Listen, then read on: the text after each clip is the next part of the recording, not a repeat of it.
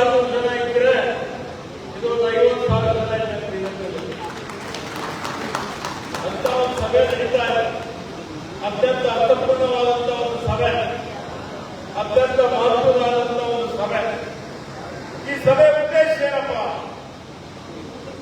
ಈ ಸಭೆ ಉದ್ದೇಶ ಇವತ್ತು ಯಾವ ರೀತಿಯಲ್ಲಿ ಸಂವಿಧಾನ ಶಿಲ್ಪಿ ಡಾಕ್ಟರ್ ಬಾಬಾ ಸಾಹೇಬ್ ಅಂಬೇಡ್ಕರ್ ಅವರು ಹೇಳಿದ್ದಾರೆ, ಶಿಕ್ಷಣ ಸಂಘಟನೆ ಅಂತಾನೆ. ಅದಕ್ಕೆ ನಾವೆಲ್ಲರೂ ಸಂಘಟಕರಾಗಬೇಕು ಅನ್ನೋದು. ಸಂಘಟನೆಯಲ್ಲಿ ಶಕ್ತಿ ಇದೆ, ಎಲ್ಲಿ ಶಕ್ತಿ ಇದೆ ಅಲ್ಲಿ ನ್ಯಾಯ ಸಿಗ್ತದೆ. ಹೀಗಾಗಿ ನೀವೆಲ್ಲ ಸಣ್ಣ ಸಣ್ಣ ಸಮುದಾಯದವರಿದ್ದರೆ ಎಲ್ಲರೂ ಒಂದೇ ಕಡೆ ಒಂದು ವೇದಿಕೆಯನ್ನು ಬಂದಿದೆ ಅಂತ ಹೇಳಿದ್ರೆ ಇವತ್ತು ಅದಕ್ಕೆ ಒಂದು ಶಕ್ತಿ ಬರುತ್ತೆ. ಹೀಗಾಗಿ ಅಮೃತವರು ಮಾಡಿದವರೆಲ್ಲ ಸೇರಿಕೊಂಡು ನಿಮಗೆ ಒಂದು ಕಡೆ ಇಲ್ಲಿ ಸೇರಿಸಿದ್ದಾರೆ. ಆದ್ಮೇಲೆ ಸಂವಿಧಾನದಲ್ಲೇ ಇದೆ, ನಮ್ಮ ದೇಶದಲ್ಲಿ ಅನೇಕ ಜಾತಿ, ಅನೇಕ ಭಾಷೆ, ಅನೇಕ ಜನರಿದ್ದಾರೆ. ಅವರೆಲ್ಲರಿಗೆ ಸಾಮಾಜಿಕ ನ್ಯಾಯ ಇದೆ, ಆರ್ಥಿಕ ನ್ಯಾಯ ಇದೆ, ಧಾರ್ಮಿಕ ನ್ಯಾಯ ಇದೆ, ರಾಜಕೀಯ ನ್ಯಾಯ ಕೊಡಬೇಕು ಅನ್ನೋದಿದೆ. ನಾವೆಲ್ಲ ಸೋದರರಿರಬೇಕು. ಅವರವರ ಧರ್ಮವನ್ನು ಆಚರಣೆ ಮಾಡಲಿಕ್ಕೆ ಪ್ರತಿಯೊಬ್ಬರಿಗೂ ಹಕ್ಕಿದೆ. ಅಭಿವ್ಯಕ್ತಿ ಸ್ವಾತಂತ್ರ್ಯ ಇದೆ. ಈ ರಾಷ್ಟ್ರ ಏಕತೆ, ಅಖಂಡತೆ, ಸಮಗ್ರತೆಯನ್ನು ಇವತ್ತು ಇಟ್ಕೊಂಡು ನಾವೆಲ್ಲರೂ ಸಹಕಾರದಿಂದ, ಸಹೋದರತ್ವದಿಂದ ಈ ದೇಶವನ್ನು ಮುನ್ನಡೆಸಬೇಕು ಅನ್ನುವಂಥದ್ದು ಯಾರು ಸರ್ಕಾರದಲ್ಲಿದ್ದರೂ ಟೀಕೆಗಳು ಮಾಡಲಿಕ್ಕೆ, ಟಿಪ್ಪಣಿ ಮಾಡಲಿಕ್ಕೆ ಸಂಪೂರ್ಣವಾಗಿ ಅವಕಾಶ ಇದೆ. ಹೀಗಾಗಿ ನಾವು ಆಲೋಚನೆ ಮಾಡಬೇಕಾಗಿದೆ. ಸಾಮಾಜಿಕ ನ್ಯಾಯ ಹಿಂದೆ ಮುಕ್ತಾನ ಅಂಬೇಡ್ಕರ್ ಅವರು ಸಾಮಾಜಿಕ ನ್ಯಾಯಕ್ಕಾಗಿ ಹೋರಾಟ ಮಾಡಿದ್ದಾರೆ. 2,500 ವರ್ಷಗಳ ಕೆಳಗಡೆ ಒಬ್ಬ ರಾಜನಾಗಿಯೂ ಸಮಾಜದಲ್ಲಿರುವಂತಹ ಅನಿಷ್ಟಗಳು, ದುಃಖ, ಸಾವು, ನೋವು ಎಲ್ಲವನ್ನೂ ನೋಡಿ ಇವತ್ತು ಘೋರ ತಪಶ್ಚರ್ಯೆ ಮಾಡಿ ಸಮಾಜ ಮಾಡಬೇಕು ಅಂತ ಹೇಳಿ ಅಷ್ಟಾಂಗ ಮಾರ್ಗದಿಂದ ಎಲ್ಲರಿಗೂ ಶಾಂತಿ ಸಿಗಬೇಕು, ಸಮಾಧಾನ ಸಿಗಬೇಕು ಅಂತ ಹೇಳಿ ಗೌತಮ ಬುದ್ಧರವರು ನಮಗೆ ಒಳ್ಳೆಯ ರೀತಿಯಿಂದ ಆಸೆ ಮೂಲ ಅಂತ ಹೇಳಿ ಇವತ್ತು ನಿಮ್ಮ ಉದ್ಧಾರ ನೀವು ಮಾಡಿಕೊಳ್ಬೇಕಾಗ್ತದೆ ಎನ್ನುವಂತ ಮಾತನ್ನು ಹೇಳಿ ಇವತ್ತು ಎಲ್ಲರಿಗೂ ಒಳ್ಳೆಯದಾಗಲಿ ಅಂತ ಮಾತನ್ನು ಹೇಳ್ತಾರೆ. 12ನೇ ಶತಮಾನದಲ್ಲಿ ವಿಶ್ವಗುರು ಬಸವಣ್ಣನವರು ಇದೇ ಬಸವ ಕಲ್ಯಾಣದಲ್ಲಿ ಸಮಾಜದ ಆರ್ಥಿಕ ಕ್ರಾಂತಿಯನ್ನು ಮಾಡಿ ಸರ್ವರಿಗೂ ಸಮಪಾಲು, ಸರ್ವರಿಗೂ ಸಮಪಾಲು 770 ಅವನಗಳನ್ನು ಅಂತ ಹೇಳಿದ್ರೆ ಜಗತ್ತಿಗೆ ಮೊದಲನೇ ಸಂಸತ್ತು ಅನುಭವ ಮಂಟಪ.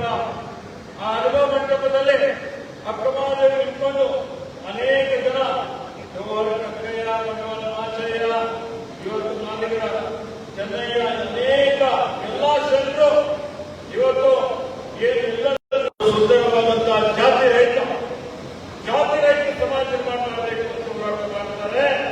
ಇವತ್ತು ಸಮಾಜಕ್ಕಾಗಿ ಕಾಯಕ ದಾಸವಾಗುವಂತಹ ಒಂದು ಸಹೋದರತ್ವ, ಸಹಭಾಗ ಎನ್ನುವಂತಹ ಆದರ್ಶಗಳನ್ನು ನಮಗೆ ಕೊಟ್ಟು ಹೋಗಿದ್ದಾರೆ. ವಚನ ಸಾಹಿತ್ಯಗಳೆಲ್ಲವೂ ಇದೆ. ಅದೇ ಮತ್ತೆ 20ನೇ ಶತಮಾನದಲ್ಲಿ ಇವತ್ತು ಮಹಾಭಾರತವಾದಿ ಡಾಕ್ಟರ್ ಬಾಬಾ ಸಾಹೇಬ್ ಅಂಬೇಡ್ಕರ್ ಈ ಜಗತ್ತಿಗೆ ಮಾದರಿಯಾದಂಥದ್ದು. ಅಧ್ಯಯನ ಮಾಡಿ ಜ್ಞಾನವನ್ನು ಪಡೆದು ಎಲ್ಲವನ್ನು ನೋಡಿ ಈ ದೇಶಕ್ಕೆ ಯಾವುದು ಒಳ್ಳೆಯದಾಗ್ತದೆ ಅನ್ನುವಂತಹ ದೃಷ್ಟಿಯಿಂದ ಒಂದು ದೂರದೃಷ್ಟಿ, ಒಂದು ಮುಂದಾಲೋಚನೆ ಇಟ್ಟುಕೊಂಡು ಒಂದು ಬೃಹತ್ತಾದಂತಹ ಲಿಖಿತವಾದಂತಹ ಸಂವಿಧಾನವನ್ನು ಕೊಟ್ಟಿದ್ದಾರೆ. ಆ ಸಂವಿಧಾನದಲ್ಲಿ ಎಲ್ಲರಿಗೂ ಒಳಿತು ಮಾಡುವಂಥದ್ದು. ನಾವು ಯಾವುದೇ ಒಂದು ಜಾತಿ, ಒಂದು ಭಾಷೆ, ಒಂದು ಧರ್ಮ, ಒಂದು ಪ್ರಾಂತಕ್ಕೆ ಸೀಮಿತವಾಗದೆ ಎಲ್ಲರನ್ನೂ ಒಳಗೊಂಡು ಇವತ್ತು ಈ ದೇಶದ ಒಂದು ರೀತಿಯಲ್ಲಿ ಆರ್ಥಿಕವಾಗಿ ಎಲ್ಲಾ ರೀತಿಯಲ್ಲಿ ಅಭಿವೃದ್ಧಿ ಆಗಬೇಕು. ಬರೀ ಸಾಮಾಜಿಕ ನ್ಯಾಯ, ಬರೀ ರಾಜಕೀಯ ನ್ಯಾಯ ಅಷ್ಟೇ ಅಲ್ಲ, ಆರ್ಥಿಕವಾಗಿಯೂ ಎಲ್ಲರನ್ನೂ ಅವರಿಗೆ ಸಮಾಧಾನ ಮಾಡಬೇಕು ಅನ್ನುವಂಥ ಮಾತನ್ನು ಇವತ್ತು ಸಂವಿಧಾನ ಹೇಳ್ತಾರೆ. ಡಾಕ್ಟರ್ ಬಾಬಾ ಸಾಹೇಬ್ ಅಂಬೇಡ್ಕರ್ ಹೇಳ್ತಾರೆ. ಆದ್ಮೇಲೆ ಆ ಒಂದು ವಿಷಯದಲ್ಲಿ ಅದರ ಆಧಾರದ ಮೇಲೆ ಇವತ್ತು ರಾಜ್ಯ ಸರ್ಕಾರಗಳು, ಕೇಂದ್ರ ಸರ್ಕಾರ ನಡೀತಾರೆ. ಆದರೆ ಇವತ್ತು ನಾವು ನೋಡ್ತಾ ಇದ್ದೇವೆ ಏನಾಗ್ತಾ ಇದೆ, ಏನು ಸಂವಿಧಾನದ ಆಶಯಗಳಿದ್ದು ಆ ಆಶಯಗಳ ಪ್ರಕಾರ ನಾವು ನಡೀತಾ ಇದ್ದೇವಾ?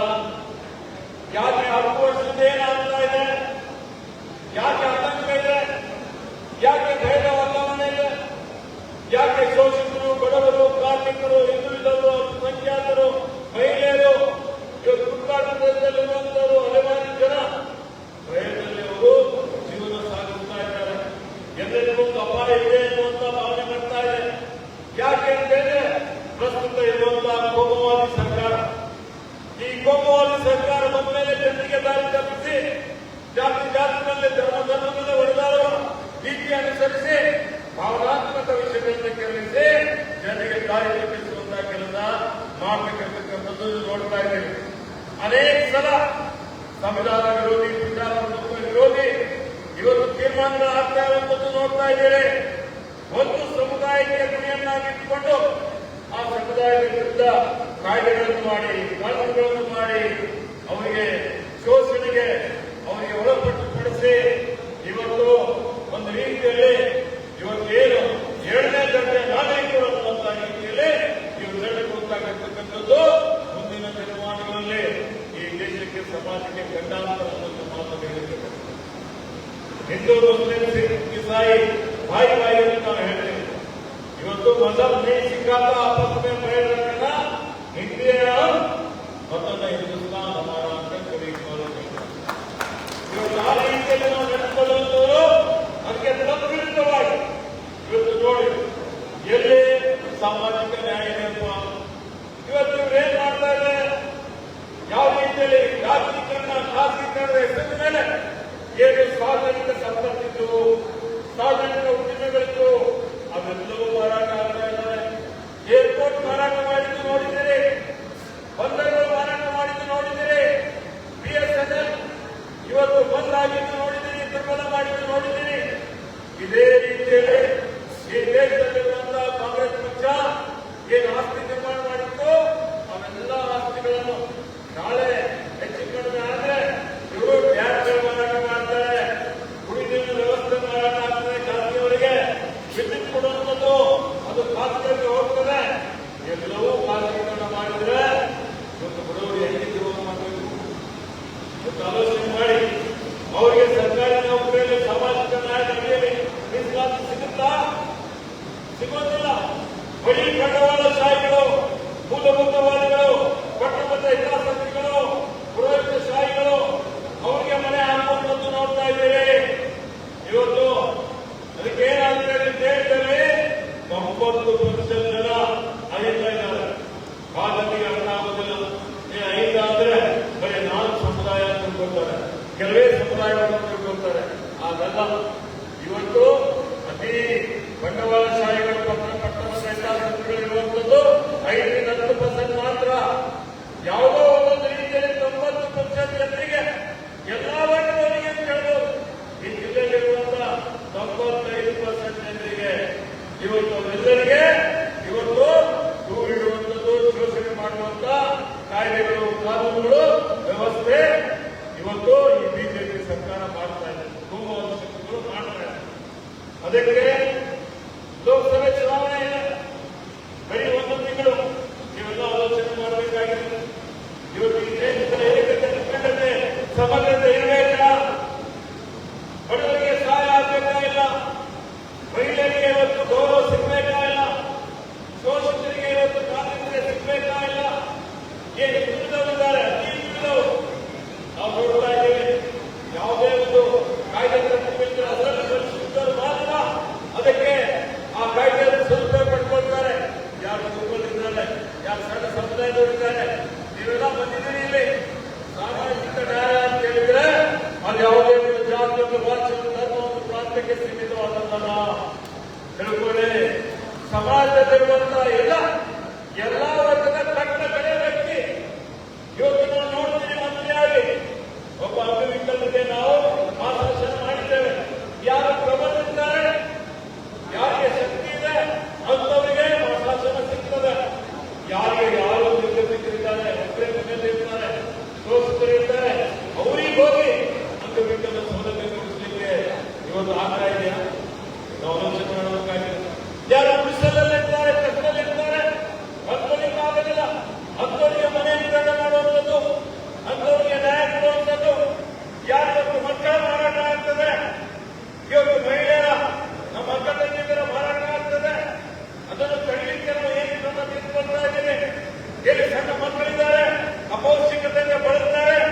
ದೊಡ್ಡವರಾದ್ರೆ ಆರೋಗ್ಯ ಸರಿ ಇರೋದಿಲ್ಲ, ಅಂಥವರಿಗೆ ಪೌಷ್ಟಿಕ ಆಹಾರ ಕೊಡುವಂಥದ್ದಕ್ಕೆ ಏನ್ ಮಾಡ್ತಾ ಇದ್ದೀವಿ. ಇವತ್ತು ಅನೇಕ ವಿಷಯಗಳಿದ್ದಾವೆ. ಈ ಗೋಮಾರಿ ಸರ್ಕಾರ ನೋಡಿ, ನೀವು ಶೋಷಿತರಿಗಂತೂ ನ್ಯಾಯ ಕೊಡುವಂತ ಸಾಧ್ಯತೆ ಇವತ್ತು ಏನ್ ಮಾಡ್ತಾ ಇದ್ದಾರೆ. ಅವ್ರು ಹೇಳ್ತಾರೆ, ನಾವು ಸಂವಿಧಾನ ಬದಲಾವಣೆ ಮಾಡೋದಿಲ್ಲ, ಸಂವಿಧಾನದ ಆಶಯಗಳನ್ನು ನಾವು ಪೂರ್ತಿ ಮಾಡ್ತಾ ಇದ್ದೀವಿ.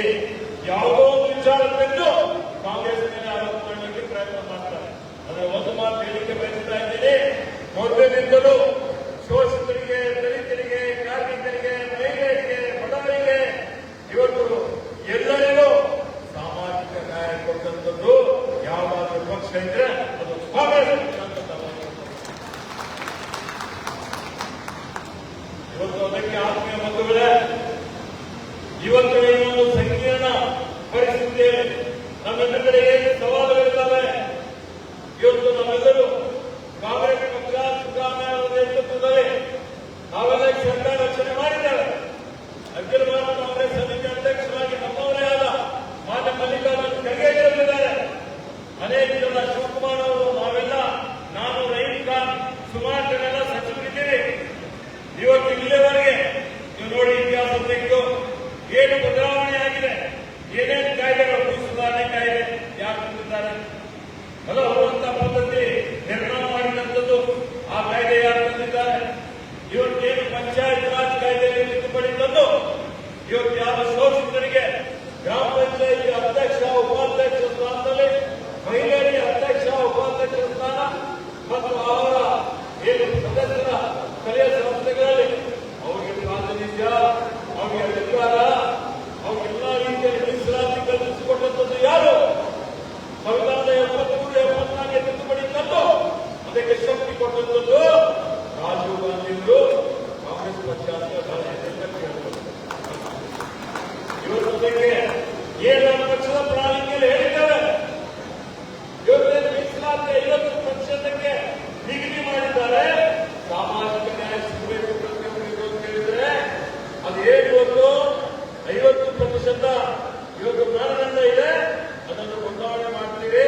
ನಮ್ಮ ಸರ್ಕಾರ ಬಂದ್ರೆ ಅದಕ್ಕೆ ತಿದ್ದುಪಡಿ ತಂದು ಅದನ್ನು 70-75% ಆಗಿ ಮಾಡಿ ಯಾರ್ಯಾರು ಮೀಸಲಾತಿಯಿಂದ, ಸಾಮಾಜಿಕ ನ್ಯಾಯದಿಂದ ವಂಚಿತರಾಗಿದ್ದಾರೆ ಅವರೆಲ್ಲರಿಗೂ ಅವರಿಗೆ ಅಂತ ಎಲ್ಲರಿಗೆ ಒಬ್ಬರ ಮೇಲೆ ಒಬ್ಬರಿಗೆ ಕಟ್ಟೋದು ಬೇಡ.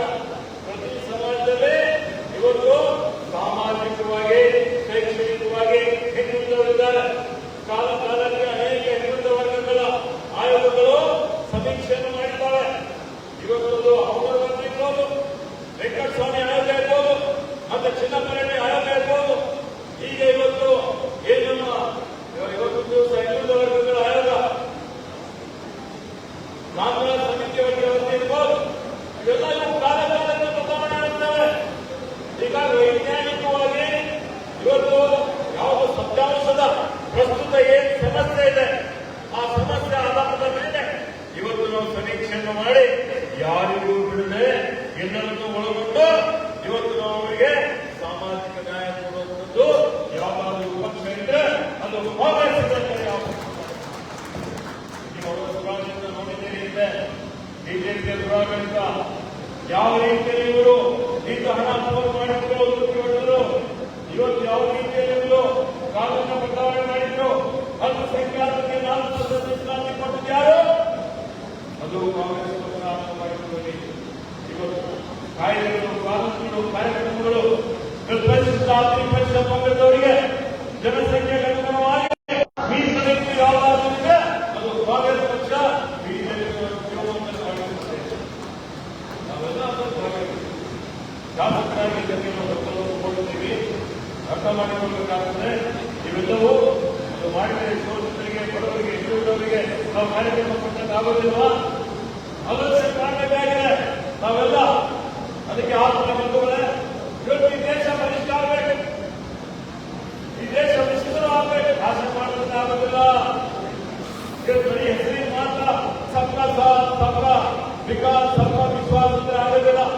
ಸಬ್ಕಾ ಎಲ್ಲಿ ತಗೋಬೇಕಾಗ್ತದೆ, ಅಲ್ಪಸಂಖ್ಯಾತರು ಸೇರಿಸಿಕೊಂಡು ಇವತ್ತು ಒಬ್ಬ ವ್ಯಕ್ತಿಯ ಶರೀರದಲ್ಲಿರುವಂತಹ ಎಲ್ಲಾ ಅಂಗಾಂಗಗಳು ಸಮರ್ಪಕವಾಗಿ ಆದರೆ ಅವರು ಆರೋಗ್ಯವಂತವಾಗಿದ್ದರೆ ಮಾತ್ರ ಆ ವ್ಯಕ್ತಿಯ ರೂಪ ಚೆನ್ನಾಗಿ ಕಾಣಿಸ್ತಲ್ಲ,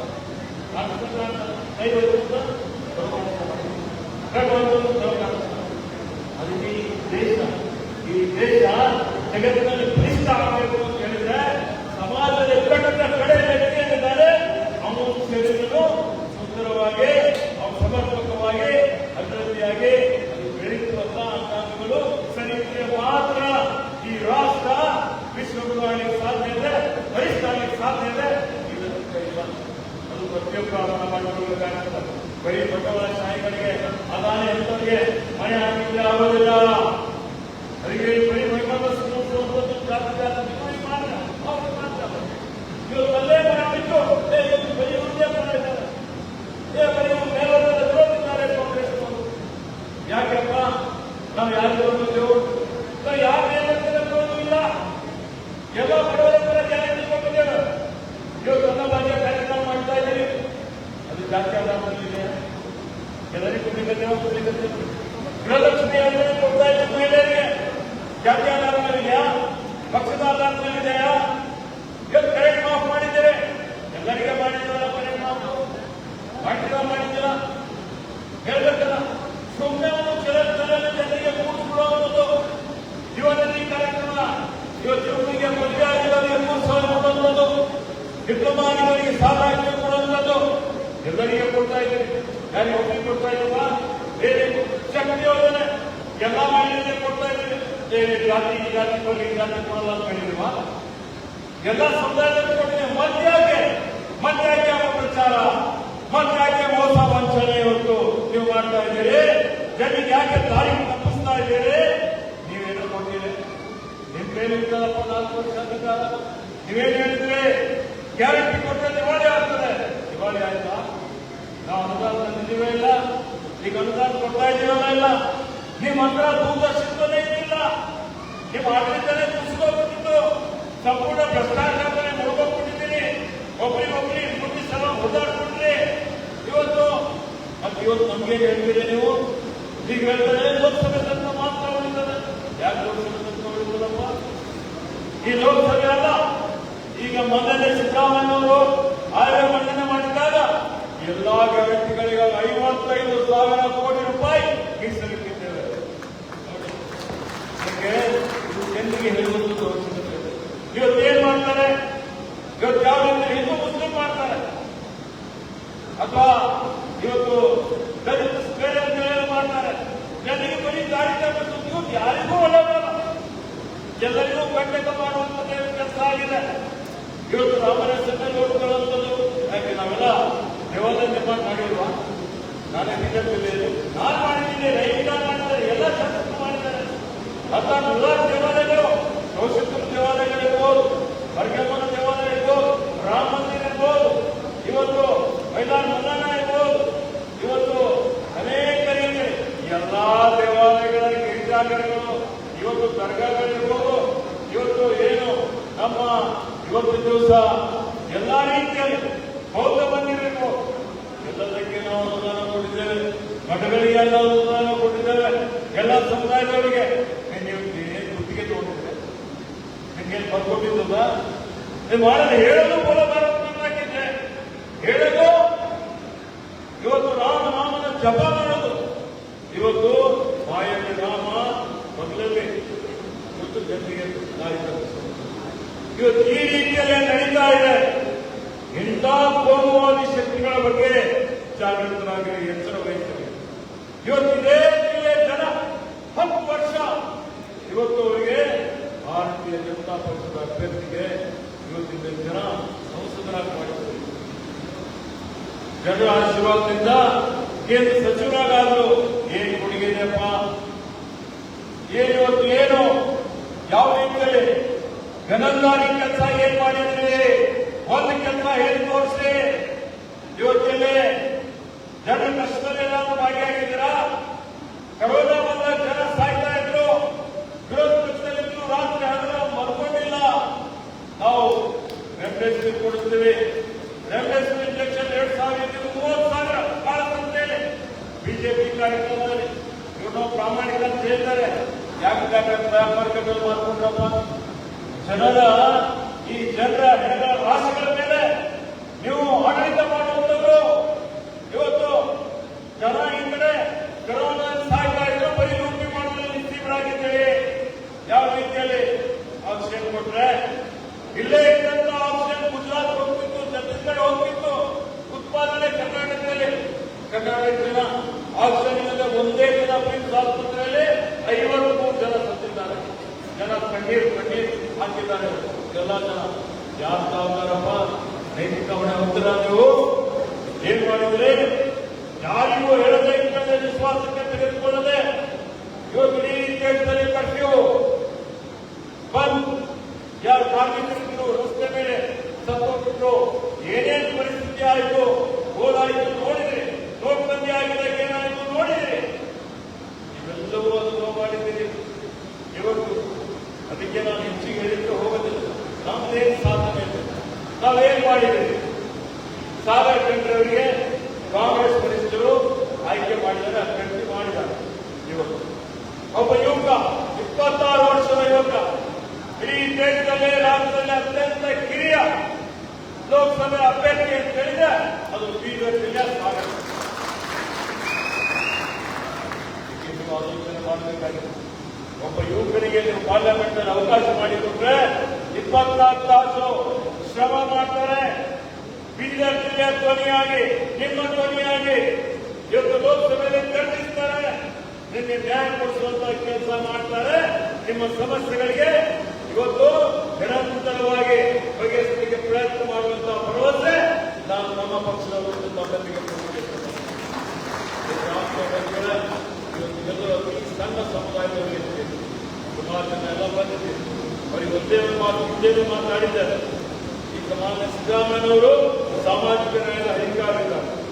ಇವತ್ತು ಬಡವರ ಬಗ್ಗೆ, ಶೋಷಿತರ ಬಗ್ಗೆ, ಹುಡುಗಾಡು ಪ್ರದೇಶದವರ ಬಗ್ಗೆ ಅತ್ಯಂತ ಕಳಕಳಿಯುಳ್ಳಂತಹ ಒಬ್ಬ ನಾಯಕ ಅಂತ ಹೇಳಿದ್ರು. ಹೀಗಾಗಿ ಅವರು 22ನೇ ತಾರೀಕಿಗೆ ಬರ್ತಾ ಇದ್ದಾರೆ. 17ನೇ ತಾರೀಕಿಗೆ ಇವತ್ತು ನಾಮಪತ್ರ ಸಲ್ಲಿಕೆ ಕಾರ್ಯಕ್ರಮ ಇದೆ. 22ಕ್ಕೆ ಮಾನ್ಯ ಮುಖ್ಯಮಂತ್ರಿಗಳು ಬೀದರ್ಗೆ ಬರ್ತಾರೆ. ಅವತ್ತು ಸಾಧ್ಯ ಇದ್ರೆ ನಿಮಗೆ ಭೇಟಿ ಮಾಡಿಸ್ತೀನಿ. ಇಲ್ಲದಿದ್ದರೆ ನಾನು ರೈನ್ ಗ್ಯಾರಂಟಿ ಇದ್ದೇವೆ. ನಮ್ಮ ಗ್ಯಾರಂಟಿ ಒಬ್ಬರಲ್ಲ, ಒಬ್ಬರೆಲ್ಲ ಹೇಳಿಕೆ ಇರ್ತೀರಿ. ನಮಗೆ ವಿಶ್ವಾಸ ಇದೆ ಅಲ್ಲ, ನಾವು ಕೊಟ್ಟ ಮಾತಿನಂತೆ ನಡೀತೇವೆ. ನಿಮ್ಗೆಲ್ಲ ಎಲ್ಲೆಲ್ಲಿ ಅತಿ ಸಣ್ಣ ಸಮುದಾಯದಲ್ಲಿದ್ದೇವೆ. ನಿಮ್ಗೆ ಜಮೀನೊಂದು ಎಷ್ಟೇ ಆಗಲಿ, ಇಲ್ಲೊಂದು ಭವನ ನಿರ್ಮಾಣ ಮಾಡಲಿಕ್ಕೆ, ನಿಮ್ ಕಾರ್ಯಕ್ರಮ ಮಾಡಲಿಕ್ಕೆ, ನಿಮ್ ಸಮಾಜ ಏನೇ ಮದುವೆ ಆಗಲಿ ಒಪ್ಪಂದಾಗಲಿ ಮಾಡಲಿಕ್ಕೆ ನಿಮ್ಗೆ ಒಂದು ಭವನ ಮತ್ತು ಸರ್ಕಾರದ ಒಂದು ಜಮೀನು ಕೊಡಿಸುವಂತಹ ಪ್ರಸ್ತಾವನೆ ಈಗಾಗಲೇ ಜಿಲ್ಲಾಧಿಕಾರಿ ಹೇಳಿದ್ದೇನೆ. ಪ್ರತಿ ಸಮುದಾಯಕ್ಕೆ ನಿಮ್ಮ ನಮ್ಮ ಸಮುದಾಯ